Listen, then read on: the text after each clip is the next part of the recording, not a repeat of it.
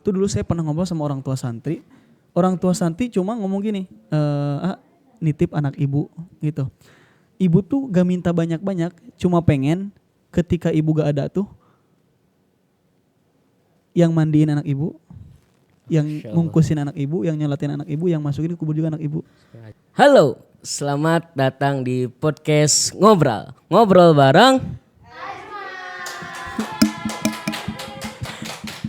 Luar biasa sekali bukan suasana di hari ini gitu ya, dimana kita bakal ngobrol-ngobrol santai bersama Mahasantri Idrisiah, baik itu mahasantri dari STAI ataupun mahasantri daripada Mahad Ali.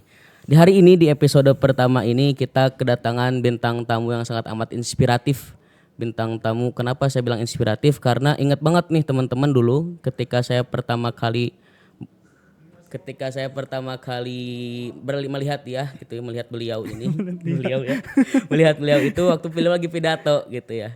Di situ saya sangat amat terinspirasi dari mana cara beliau ini berpidato. Langsung kita datangkan langsung dari Saudi Arabia gitu ya. Al-Hamdan El Malik gitu ya. Assalamualaikum Al-Hamdan El Malik. Waalaikumsalam warahmatullahi Tapi wabarakatuh. benar itu El Malik namanya itu. Itu sebagai ke panggilan sih, lebih ke panggilan. Ya. Kalau nama tuh Hamdan Maulana. Hamdan Maulana.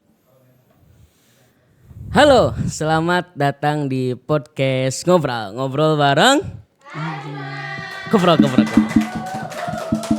Luar biasa sekali di hari ini suasananya, benar Hamdan? Ya. Benar sekali, sangat amat luar biasa suasana di hari ini. Semoga teman-teman semua dalam keadaan baik gitu ya. Amin ya Allah. Alhamdulillah di episode pertama ini kita kedatangan bintang tamu yang sangat inspiratif. Kita bakal ngobrol-ngobrol santai ala mahasantri gitu ya. Ala mahasiswa dan santri gitu ya. Kita nanti di episode ini, Hamdan nggak usah tahu dulu, nih ngobrol ini tuh ntar bakal ngobrol-ngobrol bareng Mahasantri Idrisiah dari STAI ataupun dari Mahad Ali. Ya. Hamdan ini karena orang paling spesial gitu ya. Jadi Hamdan itu masuk di episode pertama. Oke, gitu, ya. terima Sebagai kasih. pembuka, karena orang spesial harus dispesialin. Nice. Ya, sekarang kita bersama Hamdan gitu ya. Hamdan El Malik. Soalnya tadi saya tuh baru ngepoin IG-nya. Oh. Namanya Hamdan El Malik itu. Benar itu El Malik. Ya. Itu? Sebenarnya kalau nama asli saya itu Hamdan Maulana. Ya, El Malik tuh lebih saya suka tuh itu kayak gelar lah ya. Tapi bukan gelar ini ya, betul. Saya suka tuh Al Malik tuh karena itu kok raja gitu ya. Jadi Hamdan Maula itu kan tuan gitu ya. Jadi Hamdan Maulana El Malik tuh saya benar-benar menyukai aja gitu. Tapi bukan nama asli, Jadi itu. ya Maulana ya Malik, Nah, tuan ya raja gitu. Masya Allah, semoga dikabulkan tuh doa amin ya namanya. Allah ya Rabbal alamin. Hamdan mau nanya dulu nih pertama-tama gitu. Sekarang Hamdan lagi sibuk apa sih gitu? Kalau sekarang sih lebih kehitung lebih santai sih karena perkuliahan sudah selesai kan, tinggal penyelesaian tugas-tugas akhir gitu. Cuma paling sekarang lebih sibuk di kepesantrenan sih, jadi pengasuhan aja. jadi pengasuhan. Ya gitu. Jadi sekarang lagi sibuk jadi pengasuhan. Pengasuhan, ngajar sama menyelesaikan kegiatan tugas akhir. Tugas Gitu aja akhir sih. untuk seminar proposal. Seminar proposal sudah, tinggal skripsi. Insya Allah Semoga dipermudah ya. nanti bulan Mei ya, mudah-mudahan perlancar semuanya. Dan kami doakan gitu ya. Amin. Dan Ya semoga Allah. teman-teman juga membantu mendoakan Hamdan. Nah, gitu ya siap. Apalagi kalau sekarang teman-teman yang ingin berjodoh dengan Hamdan gitu. Ah, siapa Insya tahu Allah itu gitu. masih jauh ya. Ini Hamdan pengen saya tanya dulu yang pertama Iya. gitu Hamdan. Kan Hamdan itu masuk sini dari Kelas 4. kelas 4 Nah, MA. ya satu SMA lah kalau orang luar tuh. SMA. Iya. Itu kenapa bisa mengenal Idrisiah dan masuk Idrisiah itu karena apa sih? Apa karena keinginan pribadi Iya. atau karena orang lain tuh atau dorongan orang lain gitu? Iya. Sebenarnya gini, latar pendidikan di keluarga saya itu sebenarnya nggak ada yang lulusan SMA. Rata-rata SMP lah gitu ya. Nah, waktu itu saya mungkin ada sedikit semangat belajar gitu ya. Akhirnya saya menyampaikan ke orang tua, saya ingin melanjutkan pendidikan SMA. Cuma saya itu menyampaikan ke orang tua, pengen sekolah itu sekalian sambil mesantren gitu, mesantren sambil sekolah gitu kan. Akhirnya orang tua mengizinkan dan kita nyari-nyari pondok kemana-mana gitu kan. Akhirnya saya menemukan pondok Idrisiah ini gitu. Meskipun awalnya sedikit ragu ya, karena saya lihat itu pondoknya terlalu elit mungkin ya gitu kan. Tapi alhamdulillah karena qadarullah ya, atas izin Allah, dan saya ditakdirkan untuk bisa masuk sekolah dan pesantren di sini. Iya, dari masuk pesantren karena ragu sekarang jadi pengasuhan. Nah, itu. Harus meyakinkan santri-santri yang ragu. Nah, gitu ya. itu benar sekali itu. Tadi Hamdan membahas tentang orang tua Tadi orang tua Hamdan nggak lulus SMA, Enggak, kalau orang tua tuh ke SD kayaknya. SD. Iya, latar belakangnya itu. Jadi Hamdan tuh salah satu di keluarga atau satu-satu keluarga yang melanjutkan pendidikan di SMA-nya. SMA, bahkan mungkin sekarang jadi salah satu sarjana di keluarga. Insya Allah sampai S3 ya. Amin ya Allah ya Rabbal Alamin. Tapi saya pengen tanya dulu Hamdan yang melihat wajah Hamdan yang sangat amat ke Arab-Araban. Gitu. Iya, iya, iya. Terus tadi Hamdan ada orang tua gitu ya. Iya. Apa karena orang tua dari Arab gitu atau gimana Hamdan? Kalau orang tua sih dua-duanya tulen Sunda gitu ya. Cuma mungkin ada sedikit keturunan dari Turki. Turki? Gitu. Iya, turunan kidul. Masya Allah. Turunan kidul. Tapi emang ketika saya juga ngobrol sama beberapa keluarga juga, beberapa saudara juga ada yang menyampaikan seperti itu. Katanya ada yang lebih ke Arab-Araban, ada yang lebih ke India gitu kan. Mungkin nggak tahu orang tua saya dulu ngidam Sahrukan mungkin. Saya mirip sama Nah, ya jadi gitu. ada kemirip-miripan seperti itu gitu kan. Tapi nggak ada nih benar-benar Gak ada, Sunda. saya gak ada tulen Sunda dua-duanya Sunda. orang tua Tapi itu. wajahnya Arabik sekali kan. Nah, Bisa lihat Arabik. teman-teman gitu ya. Wajah Sunda sebagai bagaimana, hidung minimalis gitu ya. Tapi Hamdan tuh berbeda gitu kayak ya Arab-Arab gimana Alhamdulillah gitu ya, alhamdulillah. Ya, lanjut ke pertanyaan Hamdan. Ya, Tadi boleh. Hamdan kan masuk ke Idrisiyah karena Keinginan diri sendiri. keinginan diri sendiri. Setelah masuk ke Idrisiyah gitu Hamdan, yang pengen saya tanya dulu, apa sih kesan pertama Hamdan waktu itu masuk ke pesantren Idrisiyah gitu? Yang pertama itu lingkungan mungkin ya, yang paling berbeda itu karena mungkin lingkungan gimana ya dari segi pakaian sehari-hari mungkin ya itu Iya, yang iya. awal beda juga gitu kan karena kita kalau di rumah ya lebih ke sarungan gitu kan gitu. Terus apa ya, saya itu dulu orangnya introvert banget. Begitu meskipun lagi SMP ya, meskipun saya dulu alhamdulillah diamanahkan jadi ketua OSIS ya ketika di SMP itu, tapi saya masih ada mendam introvert itu. Nah, setelah masuk ke sini, saya itu bertekad bahwa orang-orang di sini itu belum mengenal saya. Dan saya harus mengeluarkan karakter sisi baik yang lebih baik lagi daripada sebelumnya. Makanya di sini saya lebih ke berani pidato, berani maju ke depan. Dulu tuh, aduh saya bener-bener minder banget buat maju ke depan tuh. Nah, alhamdulillah di Idrisiyah ini sedikit banyak itu mengubah kepribadian saya itu, gitu. Kagetnya itu di lingkungan, terus di orang-orang juga kan. Kalau dulu kan saya di perkampungan itu lebih ke ya teman-teman tuh ya masih teman-teman serumah gitu. Kalau di sini kan ada yang dari Papua, dari Jakarta, itu berkesan lebih apa ya, lebih menantang juga buat kita menjadi orang yang lebih berbaur, sosial lebih baik juga gitu, seperti itu. Emang sih masalah lingkungan awal itu paling mengagetkan. Nah itu, bahkan saya 3 bulan itu gak betah di pondok. Saya sambil nangis tapi di WC biasa kan ya. Nah, karena kita terhitung udah sedikit dewasa gitu ya. Ini saya, tapi karena mondok itu kepengen diri sendiri, hanya kan kita masa bilang ke orang tua gak betah, padahal kita juga sendiri yang minta gitu kan. Akhirnya dikuat-kuatkan sampai keterusan betah sekarang gitu. Sampai mondok lagi. Sampai mondok lagi. Nah, setelah tadi saya nanya nih, kesan Hamdan waktu pesantren di lembaga pesantren Idrisiyah. Sekarang saya pengen nanya lagi, kesan Hamdan waktu kuliah sambil mondok di Ma'had Ali Idrisiyah Hamdan ya? Iya. Dunia pondok ini adalah salah satu dunia yang benar-benar ngerubah saya dari segi apapun itu, dan saya bersyukur sekali ada di pondok itu, terlebih di pertemanan gitu. Dulu tuh kalau saya main-main sama teman-teman di rumah itu, kalau kita pengen main itu gimana sih outfitnya, benar gak sih? Mikirin outfit. Iya, kemana sih mainnya? Setelah teman-teman pondok tuh kita mikir kemana mainnya, gimana sholatnya. Masya Allah. Bener, itu yang saya rasakan, bersyukur banget ada di pondok gitu.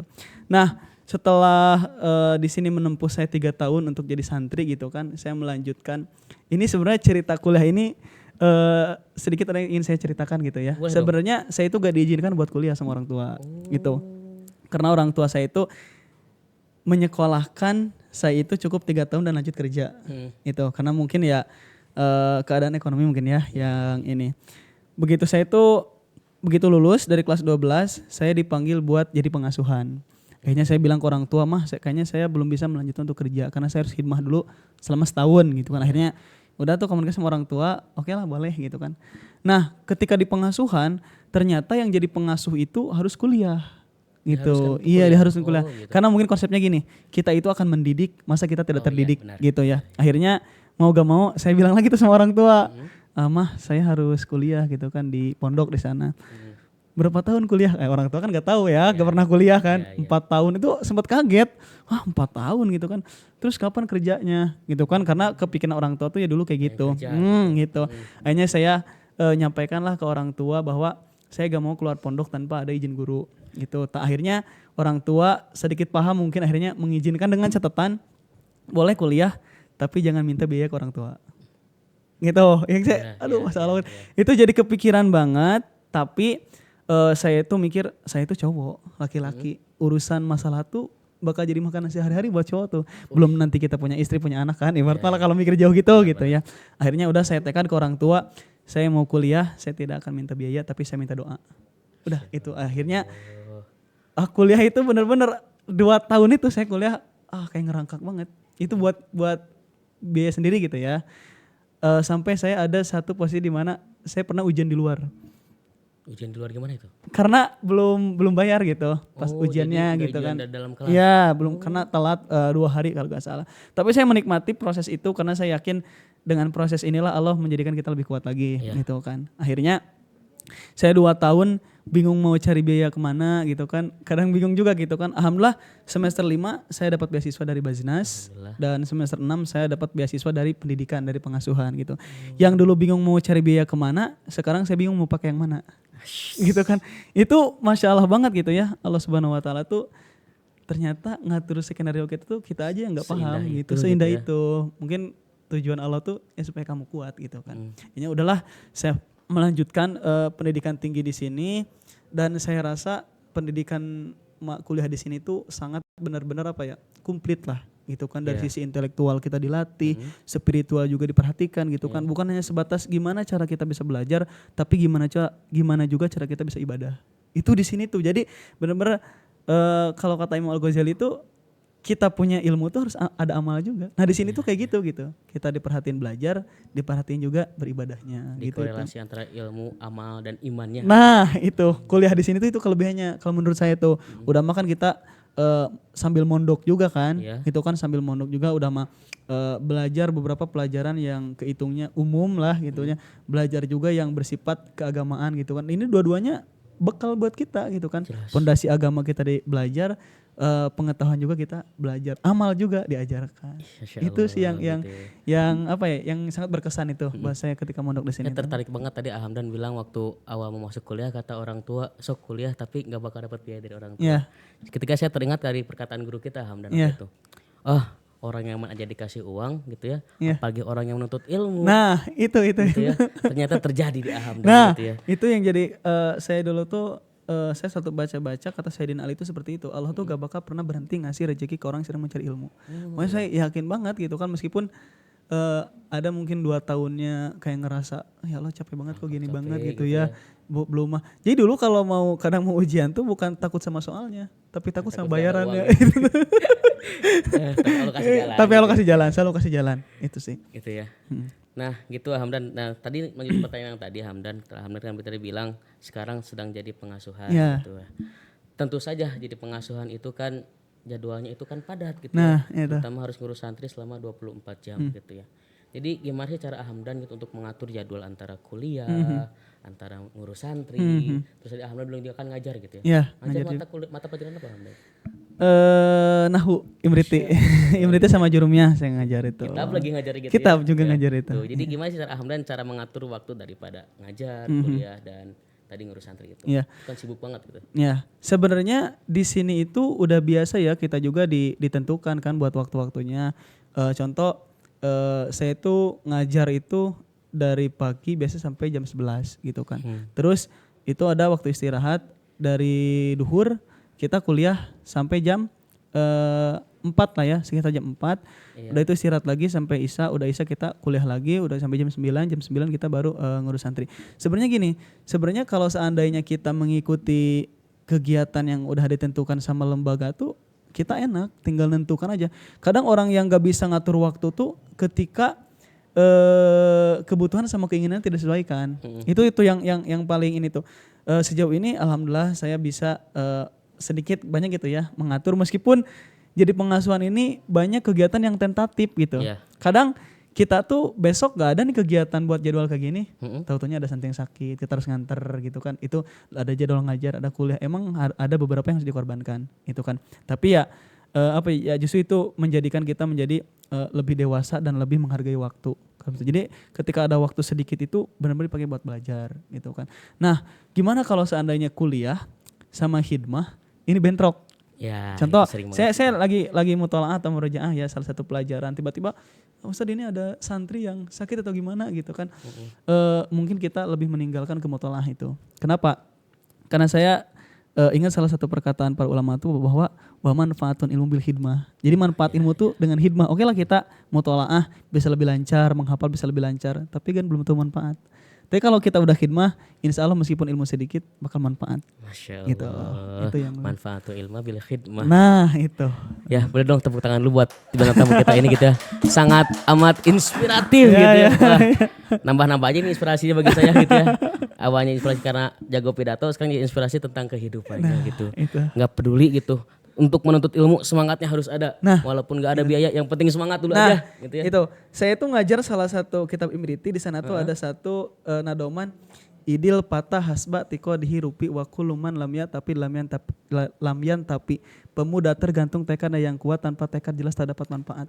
Ya jadi kalau kita pengen jadi orang yang bermanfaat ya harus punya tekad yang kuat. Tekad yang kuat. Tekad modal. ya, tekad buat belajar, tekad buat berkhidmah, tekad buat menjadi lebih baik lah. Seperti itu. Aduh, tertegun nanti saya mendengar cerita Hamdan ini gitu ya. Jadi ya kalau iri boleh nggak sih dengan kebaikan Hamdan ini gitu ya? Mungkin Tapi sebenarnya ini yang dilihatkan aja sih gitu kan. Banyak juga sih kekurangannya gitu. tapi ya insya Allah dengan kelebihan Hamdan ini menjadi motivasi bagi kita semua. Mudah-mudahan terutama ya, amin. Ya bagi mahasantri dan teman-teman lainnya gitu ya. Yang sekarang lagi bingung nih masalah uang kan banyak ya Hamdan. Banyak sekali Banyak emang banget ini masalah tuh di sana tuh banyak sekali gitu kan. Ada yang gak didukung orang tua juga banyak, tapi ya dengan kisah Hamdan ini jadi bukti gitu ya, gak usah ragu untuk menuntut ilmu gitu ya. Tapi lihat sekarang Hamdan gitu ya, terbentuk sekali gitu. Ya ngajar, ya ustadz, ya santri, ya udahlah semua gitu ya. Tinggal lihat aja nanti gitu ya. Lihat bakal apa nih? kemana, gitu. Apa melanjutkan S2 atau mau fokus ngabdi dulu nih Hamdan ini? Sebenarnya untuk S2 ini ada keinginan gitu ya untuk melanjutkan S2 karena saya minimal pengen jadi dosen lah gitu ya. Tapi kita kan itu hanya keinginan, entahkah keinginan hati yang nurani atau keinginan hawa nafsu gitu ya. Ya paling kita nanti nunggu aja gimana diarahkan sama guru aja sih kita mah. Gimana guru? Iya, gimana guru gitu. Gimana sih gitu kan perasaan udah hidup kayak udahlah hidup mah gimana guru aja gitu. Gimana sih perasaan Hamdan gitu udah ada di fase seperti itu? Sebenarnya saya juga belum bisa benar-benar maksimal gitu ya untuk sampai kepada konsep semena watona gitu ya. Ada titik di mana masih ngikutin keinginan sendiri. Tapi di satu sisi ngikutin keinginan guru. Terlebih gini, manusia itu kan akan merasakan setelah dia mengalami gitu. Jadi contoh benar. kita ini keinginan kita kayak gini pokoknya. Udah kita gitu jatuh kita gagal baru di sana kita kayaknya coba kalau ngikutin keadaan guru gitu kan. Kadang manusia tuh harus kayak gitu supaya dia pikirannya terbuka tuh hatinya harus terluka dulu. Biasanya kayak gitu kan.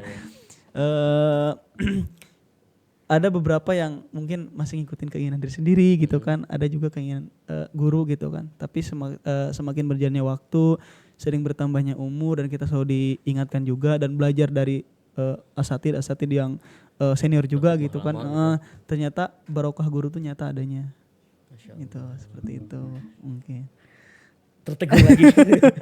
Jadi kayak kehabisan kata-kata mendengar cerita Hamdan ini gitu ya. Ya Allah, semoga gitu ya hati saya bisa digerakkan seperti itu juga gitu. Amin ya Allah ya Rabbal. Tadi Hamdan bilang ya udah gimana guru gitu, semoga dapat meningkatkan cinta kita kepada guru. Boleh gak sih Hamdan kalau misalkan gitu ya ada kesempatan untuk ngobrol sama guru kita gitu, Syekh Akbar misalnya gitu ya.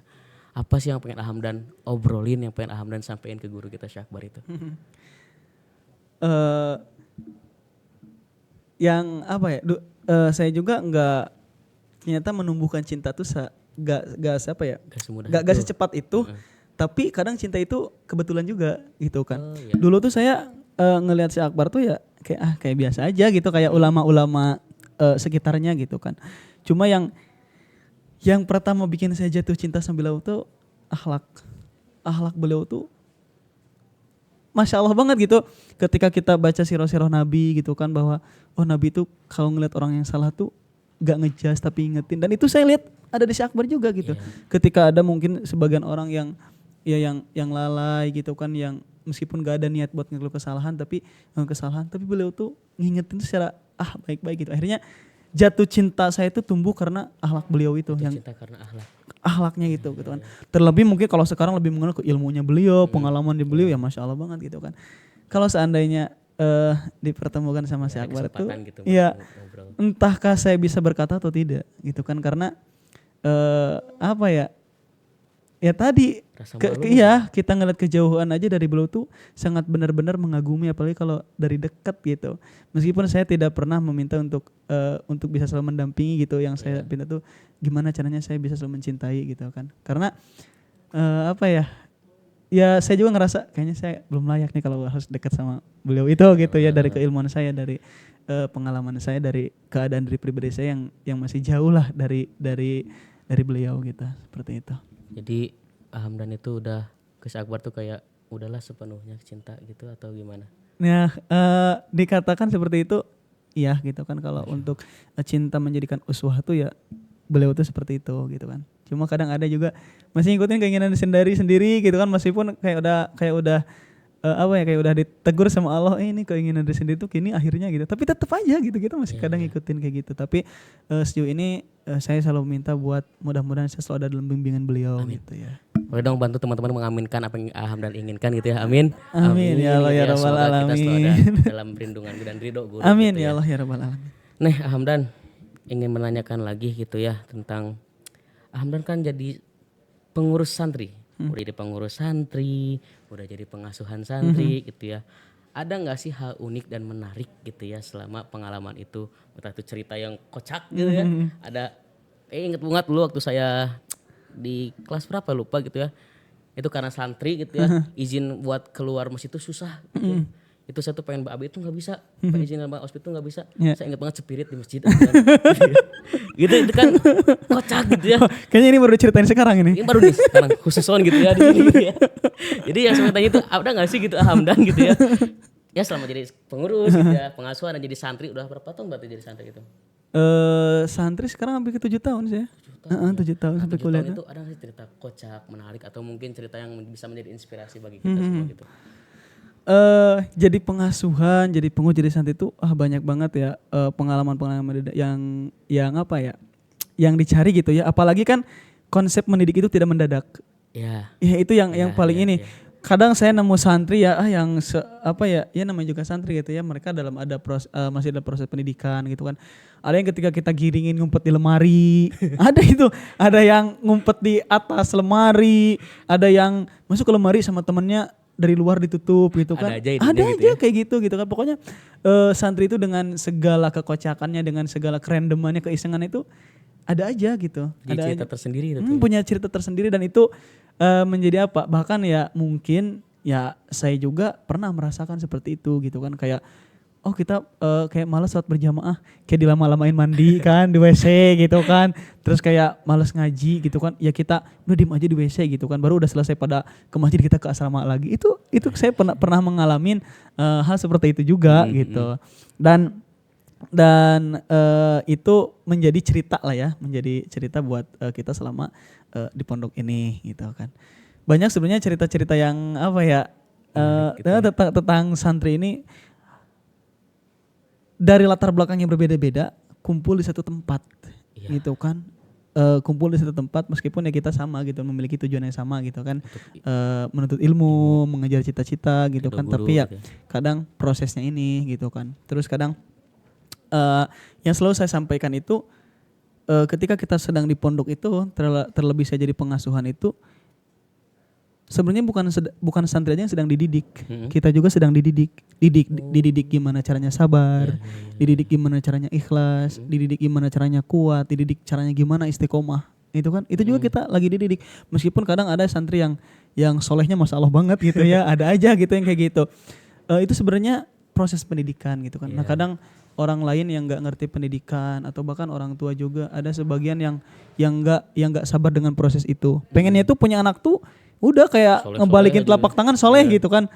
3 bulan mondok langsung soleh gitu. Itu nggak bakal bisa kayak gitu. Tetap harus ada proses yang dilalui itu gitu seperti itu. Jadi mendidik anak tuh jauh lebih susah daripada mendidik hewan gitu. Nah itu ya kalau hewan kan kita tinggal Tinggal kasih digiring makan gitu gitu ya kasih makan. Ada juga yang lebih susah Apa itu? mendidik orang tuanya. Kadang kita ngedidik anak gitu kan. Kadang orang tuanya nggak paham gitu Iya, kan. Ada iya, yang iya, iya, kadang iya. anaknya betah-betah di pondok. Emaknya belum ikhlas belum ridho nih akhirnya ngajak pulang aja gitu kan. Kadang ada kayak gitu juga gitu. Makanya pendidikan di sini tuh berkeadilan terus komprehensif juga. Di sini kan ada kajian-kajian buat orang tua juga gitu kan. Jadi Pesantren orang tua ya di sini. Ya. ada pesantren orang tua juga, pengajian orang tua. Jadi di samping anak sedang belajar, orang tua juga sedang belajar. Ketika kita menginginkan anak untuk soleh, orang tua juga harus menjadi orang tua yang soleh dan solehah. Sehingga dengan sana beriringan, berjalan, bersatu, satu tujuan, til jannah. Masya Seperti itu. Allah. Jadi di Idrisya ini tuh yang belajar tuh bukan siswanya doang. Bukan siswanya aja. Siswanya belajar, pengasuhnya Belajar, gurunya belajar. bahkan Orang orang tuanya tua juga pun belajar. Gitu, Gitu ya, Masya Allah, Solehnya di Idrisya sini itu ya. tuh gitu. Terakhir Hamdan Iya, sebelum iya, kita boleh. menutup podcast ngobrol ini gitu Iya, ya. iya, iya. Asik banget sebenarnya masih asik Iya. banget ngobrol sama Hamdan, cuma ya tadi udah ada yang gini-gini Hamdan. Oh, gitu ya. siap. Ingin menanyakan ke Hamdan Ya. terakhirnya Hamdan, karena tadi kisah Hamdan sangat inspiratif dan sangat menegun hati saya. Boleh dong Hamdan kesan, pesan, kemudian pesan-pesan buat teman-teman semua gitu, sampaikan pesan-pesan buat teman semua tentang bagaimana cara agar kita semangat untuk ilmunya. Karena sama-sama kita tahu bahwa ilmu itu adalah modal dari segalanya gitu. Iya, Jadi ya sekarang kan banyak banget ya anak-anak muda, anak-anak ya seumuran kita ataupun bahkan di bawah kita nuntut ilmu tuh udah males gitu. Iya. Udah nggak ada niatan nuntut ilmu, naon sih nuntut ilmu sakola gitu hungkul. Iya, gitu ya. pasti. Akhirnya mah sok pintar bahasa ngora, geus kolot mah jadi kolot boloho. Nah. Kata orang tua dulu mah jadi kolot Iya, boloho iya, gitu, iya. gitu. Jadi alhamdulillah gimana sih biar menutup hal seperti itu gitu, biar mengingatkan ke teman-teman, adik-adik semua, yuk kita semangat untuk ilmu gitu ya. Boleh dong alhamdulillah kasih. Ya. Buat teman-teman gitu ya, laki-laki itu pada akhirnya bakal banyak tanggung jawabnya gitu ya. Entahkah nanti dia mendidik anaknya, mendidik istrinya, bahkan mendidik diri sendiri gitu Iya. kan. Kita tidak akan bisa menjadi orang yang memberikan pendidikan kalau kita gak punya modal. Nah modalnya itu salah satunya itu dengan belajar. Kita harus semangat belajar, harus semangat menuntut ilmu, semangat mencari pengalaman gitu kan. Yang kedua buat orang tua juga tidak ada hal yang lebih diinginkan oleh orang tua itu kecuali punya yang solehah. Itu dulu saya pernah ngobrol sama orang tua santri. Orang tua santri cuma ngomong gini, nitip anak ibu gitu. Ibu tuh gak minta banyak-banyak, cuma pengen ketika ibu gak ada tuh